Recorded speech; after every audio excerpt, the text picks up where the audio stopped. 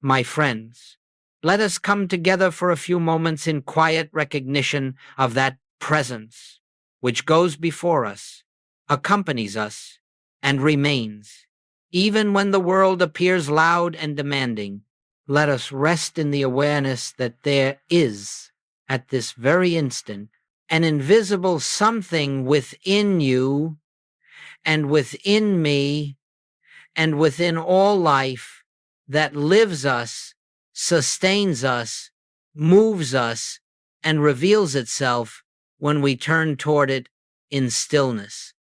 Now, I want to speak with you about something that touches almost every sincere seeker who has walked this spiritual path. It is a matter that has puzzled many, discouraged some, and confused nearly all at one time or another. It is this: how is it that men and women who have awakened to spiritual truth, who have studied, prayed, meditated, who have touched moments of illumination, still find themselves suffering, still anxious, still fearful, still troubled? How can it be that one who has glimpsed the infinite still trembles before a bank statement, a diagnosis, an argument, or an uncertain tomorrow? It is not because you lack devotion. It is not because you lack sincerity. It is not because you have failed spiritually. No, it is because a subtle, almost invisible habit has continued to operate within you, a habit carried over from the old way of living, a habit that almost every sincere student brings with them.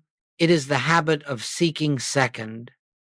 You see, the majority of the world, even the religious world, even the metaphysical world, lives under the assumption that the outer world is cause and consciousness is effect, that circumstances dictate peace, that conditions determine safety, that the world has the first word, and we must respond to it. And when this assumption remains, even after spiritual awakening, the individual continues to suffer, not because truth is absent, but because truth is not yet first in their consciousness. This is why a person may meditate in the morning, feel uplifted, and yet fall into fear when the day's first problem appears. It is why someone may have felt the presence of God one moment and in the next feel abandoned by that same presence. It is why a person may seek God with their mind while their heart trembles before the world. There is no fault in this. It is the human experience, but it is not the spiritual way. For the Master said, "Seek ye first the kingdom of God." And it is in this one passage that the entire mystery is revealed. First, not second. First, not after the fear is felt. First, not after the problem is analyzed. First, not after the mind has exhausted itself with planning, defending, resisting, or worrying. You see, the suffering of the spiritually awake does not arise because they lack the kingdom. The kingdom is fully present within them. It is here, now, complete. The suffering arises because, in the moment of challenge, they turn first to the problem and only later to the presence. They seek second. And so, this hour, let us gently, quietly, lovingly examine this habit. Let us learn what it means to reverse it. Let us see why even an enlightened glimpse is not enough if we continue to give power to appearances. Let us understand the reason spiritually mature people still tremble. Let us understand why inner peace comes and goes. Let us understand why moments of illumination give way to moments of fear. And let us discover together how to live in such a way that the kingdom is not a momentary experience, but a permanent foundation, not by force, not by effort, not by spiritual striving, but by recognition, simple recognition, that the presence within you is the only power, the only law, the only cause, and it must be acknowledged first. When that shift occurs, When consciousness precedes circumstance, something marvelous and sacred begins to unfold. You find that you no longer live at the mercy of the world. You no longer tremble at threats, nor lean on appearances for reassurance. You begin to live from the inside out.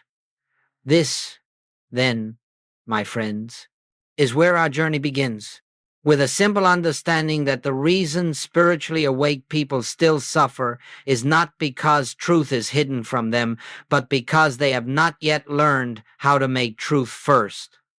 Let us go on from here, quietly, gently, into this understanding. Let us continue, my friends, from the place of quiet recognition. Let us remain inwardly still, for the kingdom of God does not enter with observation. It does not come through words alone. It comes through the silent awareness behind the words. Now, in order to go further, we must understand with absolute clarity what I mean and what the infinite way teaches. When we speak of seeking second, this is not a phrase to be taken lightly. This is not an accusation aimed at human imperfection. This is not a moral failure to be corrected. It is a description of a conditioned habit of consciousness, a deeply ingrained reflex of the human mind that responds to appearances as if they were powers, laws, or causes. To seek second means this: you look to the world first, and you look to God second. You may not do this consciously, you may not do this deliberately, but observe carefully within yourself, and you will see how subtly and automatically it happens. A bill arrives, and immediately the mind begins calculating, a symptom appears, and fear rises before you even realize it. A relationship becomes strained, and the heart tenses in self-defense. A career disappointment unfolds, and the mind begins creating future scenarios of loss. In each of these examples, the world is consulted first. The condition is granted power first. The appearance is acknowledged before the presence is recognized. This is seeking second. Seeking second is the moment you say, consciously or subconsciously, here is a condition that has power over my peace. Seeking second is the moment you believe that something external can determine your inner state. It is giving authority to the appearance and treating the presence within you as the afterthought. And yet, it is not your fault. You were trained to believe that appearances are real. You were trained to believe that matter is cause. You were trained to believe that circumstances dictate experience. You are undoing centuries of conditioning. But listen now, quietly. This is what the Master pointed to when he said, "Seek ye first the kingdom of God." He did not mean seek the kingdom after thinking through the problem. Seek the kingdom after you have reacted emotionally. Seek the kingdom after the fear has already taken root. No, he meant seek the kingdom before you look at the world, before you engage the problem, before you analyze the situation, before you react, because only when consciousness is placed first do you perceive the world rightly. Seeking second is living as if the world is cause and God is effect. Seeking first is living as if God, presence, consciousness, spirit is cause and the world is effect. This is the entire difference between spiritual freedom and spiritual struggle. Now, observe this very carefully. You can read every scripture in the world. You can meditate daily. You can know all the mystical truths of every tradition. And yet, if in the moment of need you turn first to the appearance, all the truth you know will be placed in second position, and it cannot help you. Truth must be first in your consciousness to become effective. It is not enough to know truth. It must be recognized before the mind engages the problem. This is why a person may say, "I know God is with me," and yet tremble before a doctor's report. They know truth intellectually, but they seek it second experientially. A person may say, "I know supply is infinite," and yet go into panic when money appears limited. They believe truth conceptually, but they look first to the bank account as their God. This is why spiritually awakened people still suffer, not because they lack truth, but because truth is placed second. My friends, this is the great realization.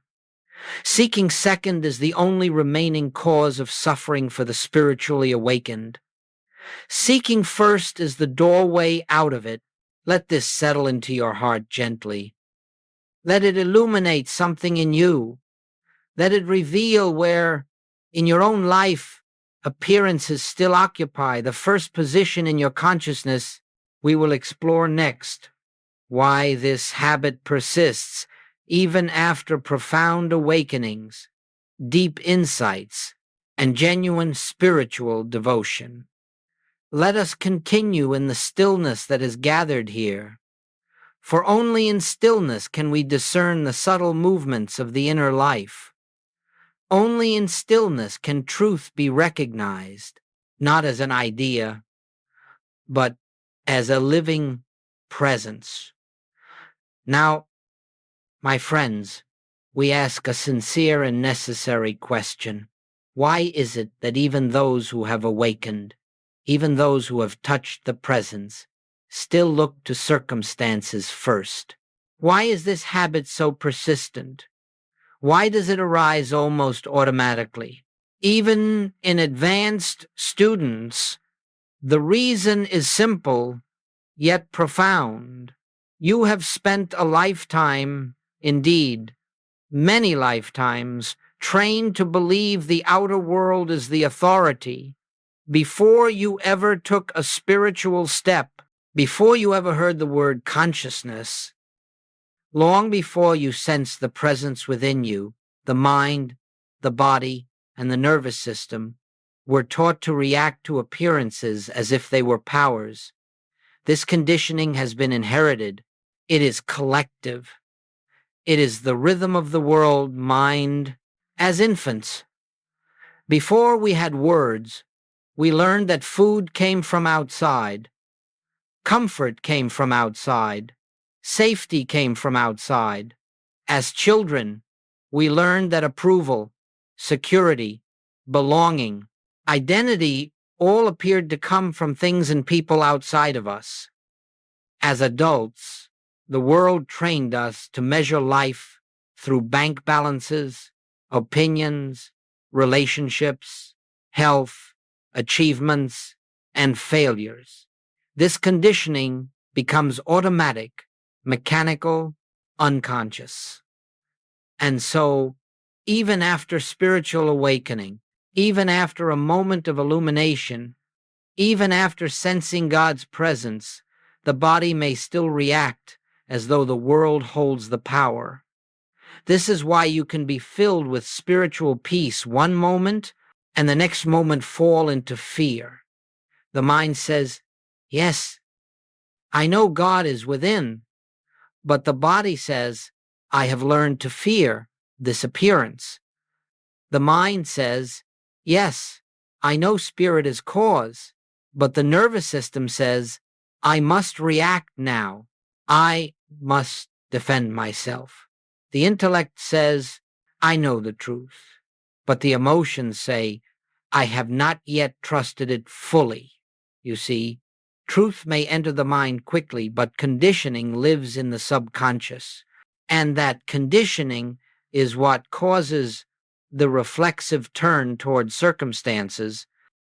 This is the human experience, and it should be met with compassion, not judgment. No one escapes this conditioning by criticism or discipline. It is softened only through awareness and gentle practice. Understand this clearly. The spiritually awakened person does not suffer because they lack truth. They suffer because the old reflexes of the world mind still operate within them. Even mystical experiences, even profound ones, do not instantly dissolve conditioning. The world mind has momentum. It has grooves, patterns, pathways. It has trained your reactions for decades. But the moment you see this clearly, you are halfway free, because now you realize I am not failing. I am simply seeing the residue of my conditioning. I am simply observing a habit that is not the truth of my being, Goldsmith would often say. Do not fight the mind. Recognize it, observe it, smile at it. For the moment you observe the reflex loses power. The moment you see that fear is conditioned, fear dissolves in the light of awareness. My friends, this is why even those who have awakened still look to circumstances first, because the habit of seeking second is older than your conscious spirituality. It was present long before your realization. It was present long before your meditation practice. It was present long before your first glimpse of the infinite. But take comfort in this truth. Conditioning does not prevent realization. It only delays recognition. And recognition comes more quickly and more easily each time you turn within. As you continue to seek first, moment by moment, quietly, gently, the conditioning weakens, the reflex softens, and the presence begins to shine through automatically. Soon you discover that the same mind that once reacted to every appearance now rests in the presence without effort. And then, where fear once ruled, peace becomes the natural response. Where panic once arose, quiet recognition becomes your resting place. Where the world once dictated your inner state, spirit becomes the only authority. This is the beginning of freedom. Let us continue now, remaining in that gentle awareness of the presence that accompanies us. Let us allow the mind to become soft, the breath unforced, the heart unguarded, so that the truth may reveal itself without strain. In this moment, we begin to understand something essential. Suffering is not caused by the conditions of the world. Suffering is caused by giving those conditions power. The world does not create your fear. Your belief about the world creates your fear. Now we look deeply at this mechanism, not intellectually, but spiritually, so that you may see clearly why seeking second leads directly to suffering. My friends, the moment you look to the outer world first, the moment you believe a circumstance possesses power, you have begun the process of fear, not because the circumstance is dangerous, but because you have placed your safety outside yourself. You have said silently, this condition has the power to affect me. This situation has the power to harm me. This appearance has authority over my peace. And when the mind grants authority to something external, fear is the natural consequence. Fear begins the moment you forget that the presence within you is the only power that exists. Let us take an example. A bill arrives. If, before turning within, you look at that bill and say, this determines my well-being, you have already begun to suffer, not because of the bill, but because you handed it the role of cause, or a symptom appears in the body. The mind immediately says, this can harm me. Fear arises not from the symptom, but from believing the symptom is a power separate from the infinite presence that lives you. Or a relationship becomes strained. The heart cries out, this person's approval is my safety. And suffering begins the moment you assign your peace to another human being. You see, fear always begins with the same error, thinking something out there has authority over the I, that is the life of your being. Suffering is not punishment. It is the byproduct of misidentification. The human self, believing itself separate, vulnerable, dependent, looks outward for security. And in doing so, it unconsciously says, I am not one with the presence. I must defend myself against the world. This single belief is the root of all fear. The moment you identify with the human sense of self, you live in a universe of threats. But the moment you identify with the Christ within the divine presence, you discover that nothing external has ever had power over you. Goldsmith taught this tirelessly. Fear is not a condition to remove. Fear is a signal that you are giving power where no power exists. Fear is a teacher. It shows you exactly where you have placed a second power. And there cannot be a second power in spiritual life. There is only one power, the presence, the I am, the infinite consciousness, that is, the substance and life of all being.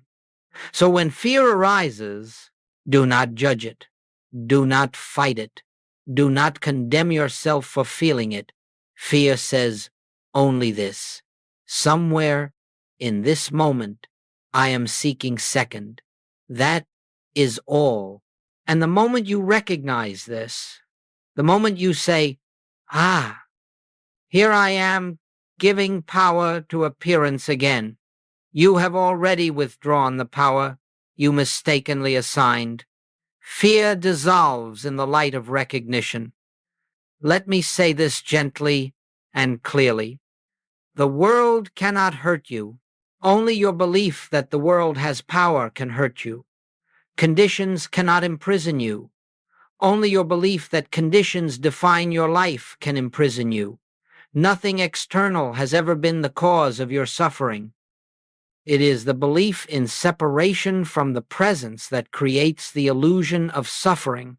This is why suffering persists even in spiritually advanced people, because the belief in a second power persists. Once you see the mechanism clearly, that fear arises. Whenever you place the world before consciousness, you are no longer captive to it. From this point onward, you will hear fear whisper, and instead of trembling, you will turn within and say, only one power governs my life. Only one presence animates my being. Nothing external can add to me or take from me. I seek first the kingdom. And in that recognition, fear loosens its grip, peace returns, and the inner kingdom reveals itself silently, gracefully, naturally. For fear exists only in the belief that something outside the one can threaten the one, and that is impossible. Let us continue now, gently, as if we were sitting together in the quiet of early morning when thought is slow, when the heart is receptive, when the presence is near enough to touch. We have spoken of seeking second. We have spoken of the reflexive turn toward appearances, and we have seen why suffering follows. Now we come to the great reversal, the turning point of the spiritual life, the moment in which you begin to make the inner reality your first impulse, your first recognition, your first resting place. My friends, if you understand this one principle and live it, your entire experience of life will begin to shift. To seek first the kingdom means, before you look at the problem, you return to the presence. Before you speak, you turn within. Before you react, you pause. Before you plan, you become still. Before you let the appearance define your state, you recognize the infinite as the source and substance of your being. This is not a technique. It is not an affirmation. It is not a mantra. It is a movement of attention, a quiet turning from the world to the truth at the center of your being. Let us make this very practical. Imagine you wake in the morning. Before you check your messages, before you search for the day's demands, before the mind begins its usual race, you pause and you acknowledge silently, where I am, God is. The presence goes before me. I and the Father are one, not as a repetition, but as an inner remembering. This one moment shifts the entire foundation of your day. Or suppose a bill arrives, and the mind trained by years of conditioning rushes forward in fear. Instead of engaging that reflex, you pause, you turn within, you recognize the infinite. And only then do you look at the bill. For now, you are seeing it from the standpoint of the presence, not from the standpoint of the world mind. Or a symptom appears in the body before fear floods in. Before you assign meaning to the sensation, you pause, you become aware of the stillness, you touch, even briefly, the truth that spirit is the life of your being, and from that recognition, you proceed. Or someone speaks harshly, and the old habit is to defend, to react, to strike back emotionally. But instead of reacting instantly, you take that sacred pause, you turn inward. You remember the presence within you and the presence within them. And from that foundation, a gentler response arises. This simple turning is the entire secret. Seeking first the kingdom is not an event. It is a habit of consciousness, a new reflex, a new default.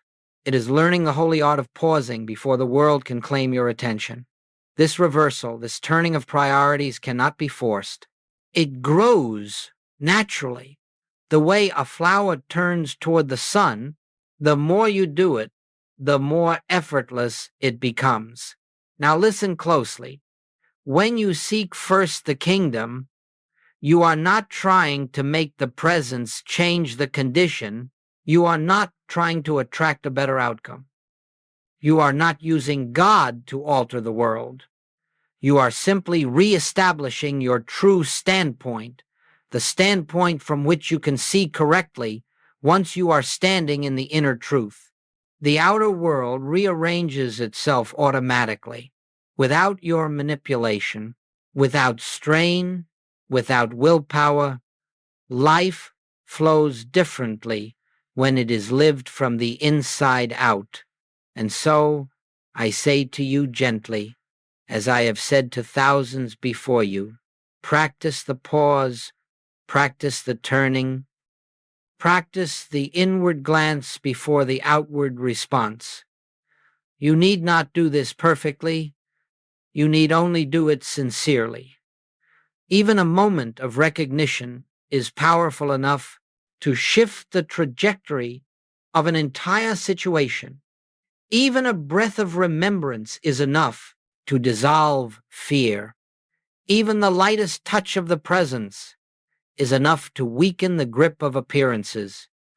Over time, this turning becomes natural, instinctive, unforced, and then you find yourself living in peace without trying to create peace. You find harmony unfolding without chasing harmony. You find solutions appearing without seeking solutions. You discover that the kingdom you sought was never absent. It awaited only this gentle reversal, this new ordering of priorities, in which consciousness, not circumstance, becomes first. This is the essence of the spiritual life. This is the pathway to freedom. This is the great reversal. Let us continue now, my friends, with a deep breath into the silence that already surrounds us. For in the silence, We touch the dimension of life that is untouched by circumstance, untouched by fear, untouched by the noise of the world. In this hour, we come to a principle of profound importance, one that stands at the heart of the infinite way, and one that every sincere seeker must eventually understand: the practice of non-reaction. Now, when I use that phrase, I do not mean suppression. I do not mean that you should numb yourself or pretend that appearances do not arise or that emotions do not move through the body. No, that is not the way of truth. The practice of non-reaction is the spiritual art of not granting power to what appears. It is not the absence of activity. It is the absence of inner resistance, the inner refusal to bow before the world mind. You see, every appearance that arises before you, a bill, a diagnosis, a conflict, a disappointment, comes with a silent suggestion. This has power over you. This demands your fear. This requires your immediate emotional response.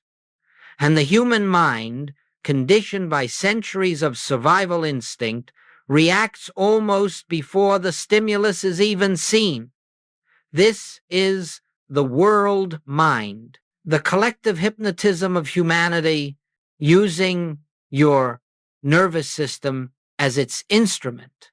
But once you begin the practice of non-reaction, you break that hypnotism. You dissolve the world mind at its root. The world mind can only function through your reaction. If you do not react, if you hold still, even for a breath, its power collapses. This is why Goldsmith taught, "Stand still and see the salvation of the Lord." Not run, not hide, not fight, not resist, but stand still. Stand in the recognition of the one presence and the one power. Now, let us make this practical, because spirituality that cannot be lived in daily life is merely philosophy. Suppose a sudden fear rises in your chest. Before you do anything, before you attempt to fix the feeling, before you try to think your way out of it, you pause. This pause is your sanctuary. This pause is your protection. This pause is your return to the kingdom within. You turn inward, not trying to fix fear, but acknowledging the presence that stands untouched behind the fear. You do not deny the appearance, but you also do not give it your inner allegiance. Or suppose someone speaks to you harshly. The human mind leaps to defend, to justify, to attack, but the spiritual mind says, "Be still." Recognize the Christ within them, recognize the Christ within yourself, and so you pause, you soften inwardly, you refuse to accept the world mind's invitation to join the conflict. Then, from that stillness, your response, if one is needed, arises, not from fear, but from presence. Or imagine you receive difficult news. Again, the old reflex tries to rush into panic, but you pause and you remember, there is no power apart from the presence within me. This appearance is not cause, it is effect. Cause is here, where I am. You breathe, you wait, you let the panic dissolve in its own time. You stand in the truth. This is non-reaction. It is not passivity. It is not resignation. It is spiritual clarity, for when you do not react to appearances, you are no longer enslaved by them. You begin to discover a new freedom, a freedom that does not depend on the favorable outcome of events, but on the recognition that the presence within you is the only reality, the only power, the only authority my friends. Every reaction is a confession of faith in a second power. Every pause is a return to the one. Every time you react emotionally, you are saying, "This appearance has power over me." Every time you pause, you are saying, "Only the presence has power, and that presence is here." Do not underestimate this simple practice. It dismantles lifetimes of conditioning. It silences the world mind. It weakens fear at its root. It restores you to your true foundation. In time, this pause becomes natural. Soon, you find that before fear can arise, stillness arises first. Before the mind can panic, the heart remembers. Before the world can speak, the presence speaks within you. This is the fruit of non-reaction. This is the dissolving of the world mind. This is the beginning of freedom. Let us continue now, gently, as though the world had stepped aside for a moment and left only you, and the presence that breathes you, sustains you, and lives you. In this section, we cross an inner threshold, a shift so profound it marks the difference between spiritual striving and spiritual realization. The world teaches us to fix conditions, to improve, to manipulate, to correct, to control. It teaches that life is shaped from the outside and that peace is achieved only when circumstances obey our desires. But the spiritual life, the life Jesus taught, the life Joel Goldsmith demonstrated, is a life in which conditions are not fixed, but seen through. It is a life in which we no longer battle appearances, but recognize the truth behind them, my friends. This is the great pivot point, the turning of consciousness from material cause to spiritual cause. As long as you attempt to fix the outer world, you remain bound to it. You become its slave. You must constantly chase new solutions, calm new fears, patch new problems. But when you shift from fixing to recognizing, from manipulating appearances to acknowledging truth, you step into a life governed not by human effort, but by spiritual law. Let us explore this with clarity, recognizing truth instead of fighting appearances. Suppose illness appears in the body. The world mind urges you. Fight the condition. Attack it. Fear it. And so you react, and your reaction strengthens the appearance. But the spiritual seeker pauses and turns inward. You are not ignoring the appearance. You are refusing to grant it power. And in the quiet of recognition, you remember the great truth. Spirit is the substance of your body. Wholeness is the nature of your being. There is no power apart from the presence. You are not treating the illness. You are recognizing the truth that exists where illness seems to be. And because consciousness is cause, that truth begins to dissolve the false appearance. Or take financial difficulty.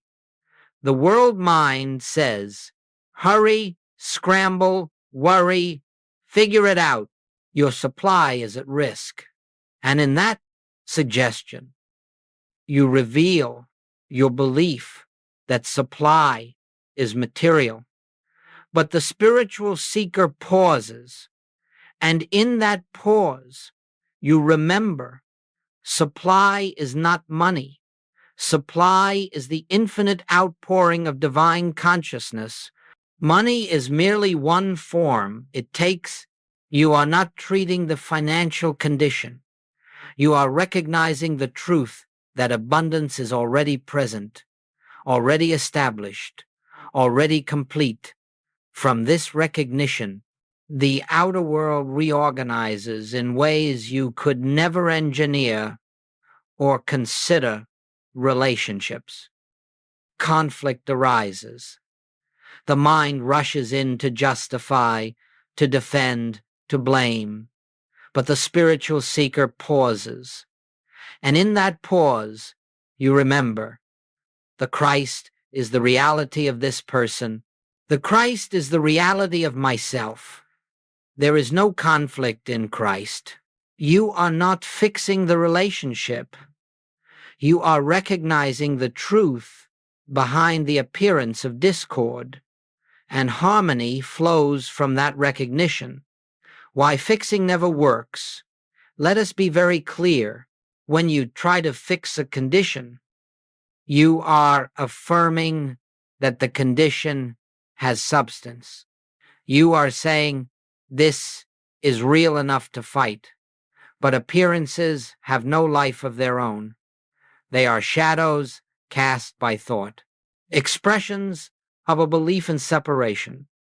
Every condition you fight gains strength. Every condition you see through dissolves. This is the secret. This is why Joel Goldsmith insisted we do not treat conditions, we recognize truth. Truth does not change the appearance.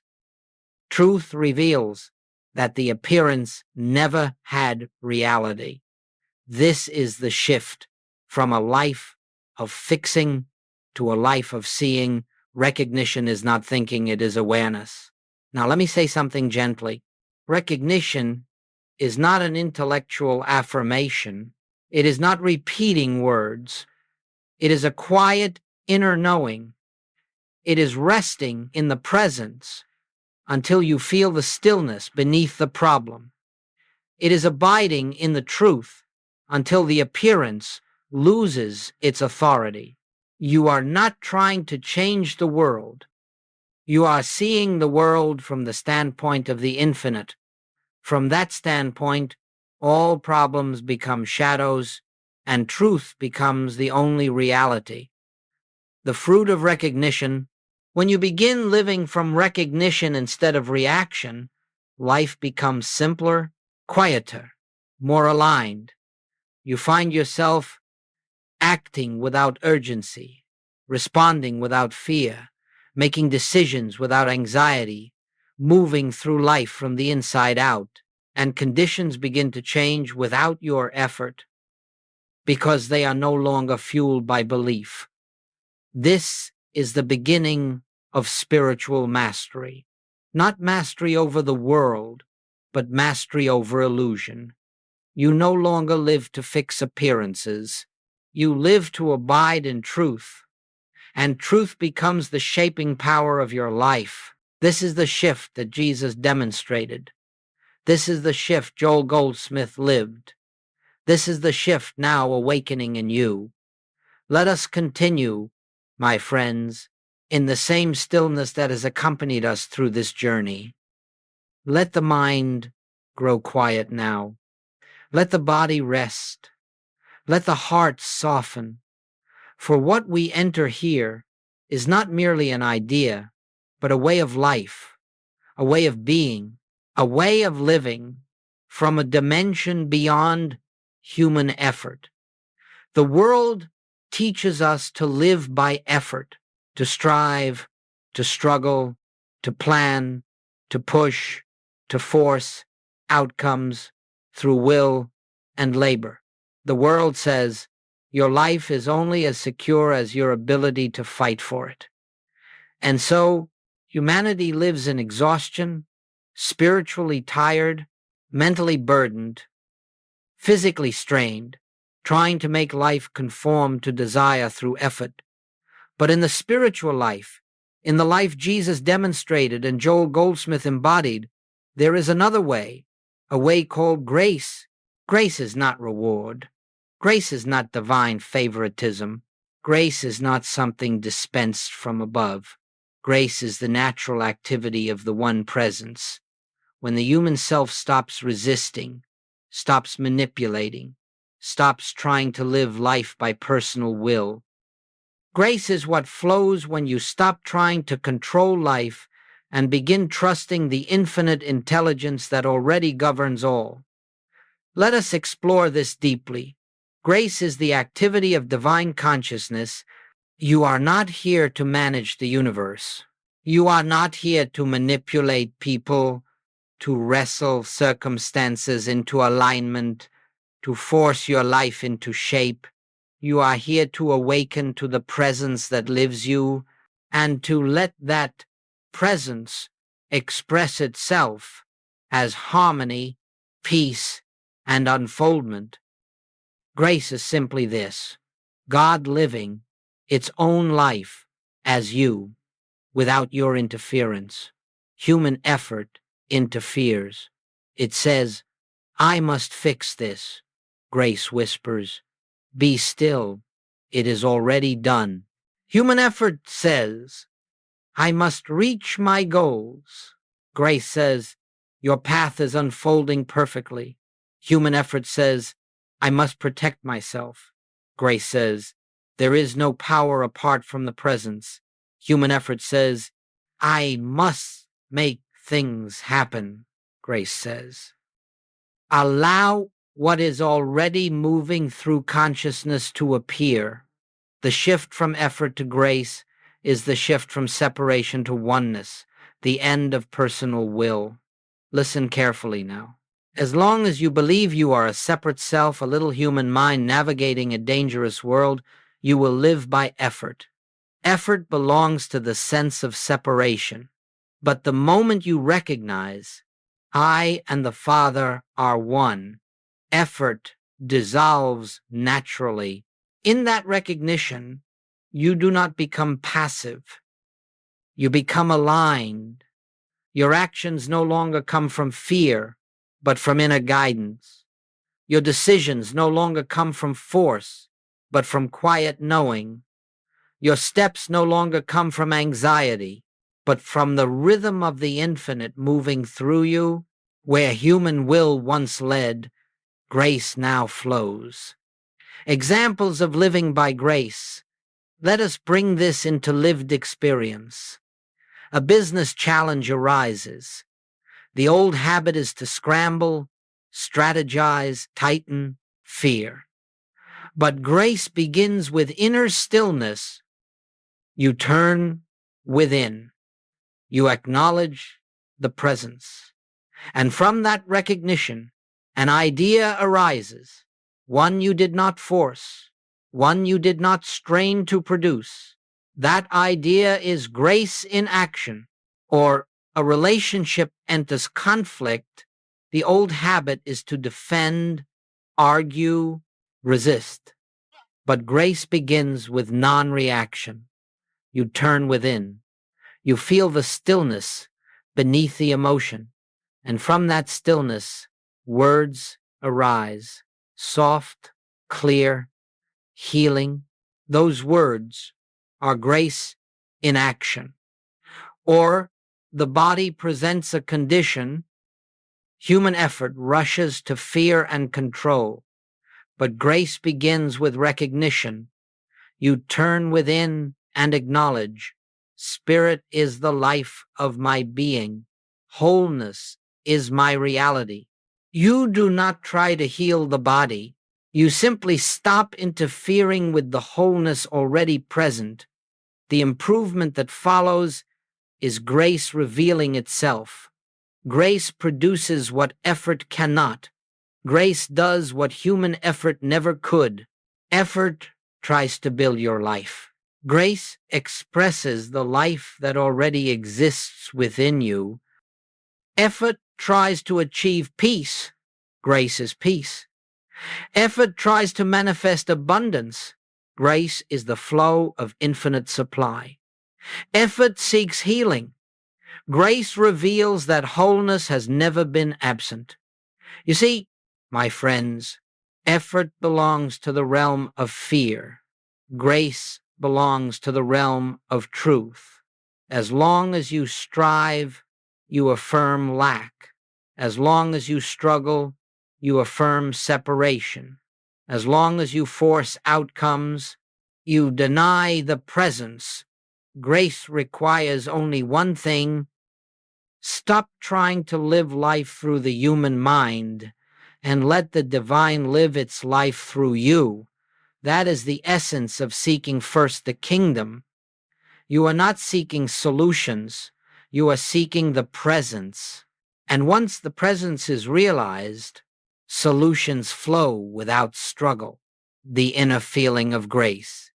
You will know when you begin living by grace, for your life will take on a new texture. You feel carried, not burdened. You feel guided, not confused. You feel supported, not alone. You feel at peace, even before conditions change. You feel a quiet confidence without any visible reason. This is not imagination. This is not wishful thinking. This is the unmistakable movement of grace. Grace becomes the atmosphere in which your life unfolds. And the more you seek the kingdom within, the more grace governs the kingdom without. This is the life intended for you. Not a life of effort, but a life of flow. Not a life of fear, but a life of trust. Not a life of striving, but a life of spiritual unfolding. Grace is not something to achieve. Grace is something to stop resisting. Let yourself be carried. Let yourself be guided. Let yourself rest in the infinite. This is living by grace. And now, my friends, we come to the closing of this sacred time together. But let us understand something clearly. The spiritual journey does not end when the words stop. It does not begin when the video plays, nor end when the chapter concludes. The kingdom is not found in these teachings. It is not found in the sentences, not in the concepts, not even in the inspiration you may feel. The kingdom is found only in you, in the silent, living presence that has been whispering to you between every paragraph, between every breath, between every moment of recognition, what we have explored together, seeking first the kingdom, non-reaction, recognition over effort, grace over striving. These are not spiritual ideas. They are invitations to return again and again to the inner sanctuary that has never left you. As we conclude, let us sink into that sanctuary now. Let us gently withdraw from the noise of the mind, not by force, not by concentration, not by discipline, but by simple willingness. The willingness to remember there is only one presence, there is only one power, there is only one life, and that life is living you, breathing you, expressing itself as you, here and now. Let the tension of the body melt. Let the striving of the mind loosen. Let the world fall away for a moment and rest in what remains. In this stillness, you are no longer seeking God. You are abiding in God. In this stillness, you are no longer trying to solve your life. You are recognizing the presence that lives it. In this stillness, you discover that the kingdom you were asked to seek was never somewhere else. It was the very ground of your being. And now, slowly, gently, let this realization settle into the heart. You are not alone. You have never been alone. You could not be separate from the presence, even if you tried. The kingdom is within you. It always has been. And every moment you remember this, your entire life aligns with truth. As you go forward from this teaching into your home, into your relationships, into your work, into the challenges and opportunities of daily life, carry this single awareness before anything else, before any reaction, before any fear. Turn within. Seek first just a breath, Just a pause, just the slightest recognition is enough to open the door to the grace that desires to express through you. This is not the end. It is the beginning, a beginning that happens fresh in every moment, in every breath, in every inward turning. The kingdom is already here. The presence is already complete. The truth is already established. You need only recognize. And now, let the final words of this teaching dissolve into silence. Where you are, the infinite is. What you are, the divine lives. And as you seek first the kingdom within, everything else unfolds in perfect, effortless grace. Peace be with you. Not the world's peace, but the peace that has no opposite.